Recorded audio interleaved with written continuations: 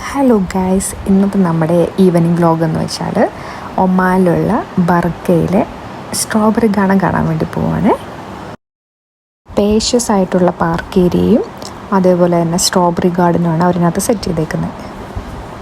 നമുക്ക് ഗാർഡൻ്റെ ഉള്ളിൽ ചെല്ലുമ്പോൾ അവർ ഓരോ ബോക്സും സിസറും വെച്ച് നമുക്ക് തരും. നമുക്ക് പിന്നെ സ്ട്രോബെറി പോയി പ്ലക്ക് ചെയ്യാം.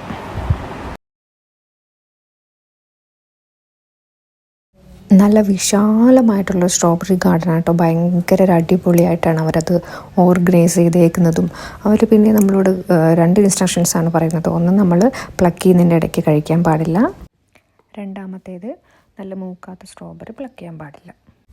ഐസിമോൾക്കൊക്കെ ഒരു അടിപൊളി എക്സ്പീരിയൻസ് ആയിരുന്നു കേട്ടോ. നമുക്ക് അവിടെ നിന്ന് എന്തോരം വേണമെങ്കിൽ പ്ലക്ക് ചെയ്യാം.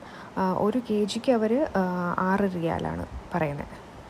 ഈ വലിയ ഗാർഡനിൽ നിറച്ചും സ്ട്രോബെറി കേട്ടോ. നമുക്ക് പ്രത്യക്ഷത്തിലൊന്നും കാണാൻ പറ്റത്തില്ല, പക്ഷെ നമ്മളിങ്ങനെ ഇലകളൊക്കെ മാറ്റി നോക്കുമ്പോഴത്തേക്ക് അവിടെ ഇങ്ങനെ ഒളിഞ്ഞൊളിഞ്ഞ് നിറച്ചും കിടക്കുന്നത് കാണാം.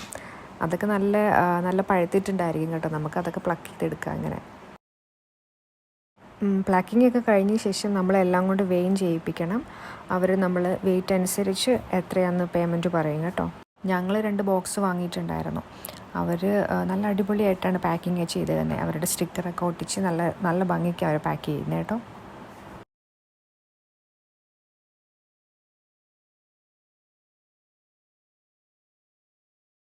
പിന്നെ നമുക്ക് വാഷ് ചെയ്യണമെങ്കിൽ ഇവിടെ ചെറിയൊരു സ്ട്രോബെറി വാഷ് ഏരിയ ഉണ്ട് കേട്ടോ. അവിടെ ചെന്ന് നമുക്ക് വാഷ് ചെയ്ത് വൃത്തിയാക്കിയിട്ട് കഴിക്കണമെങ്കിൽ കഴിക്കാം.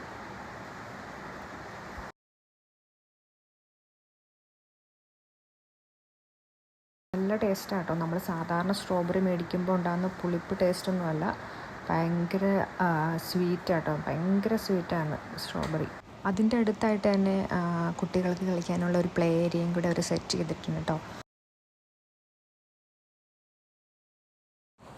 അപ്പോൾ ഇന്നത്തെ വീഡിയോ ഇത്രയേ ഉള്ളൂ. See you guys.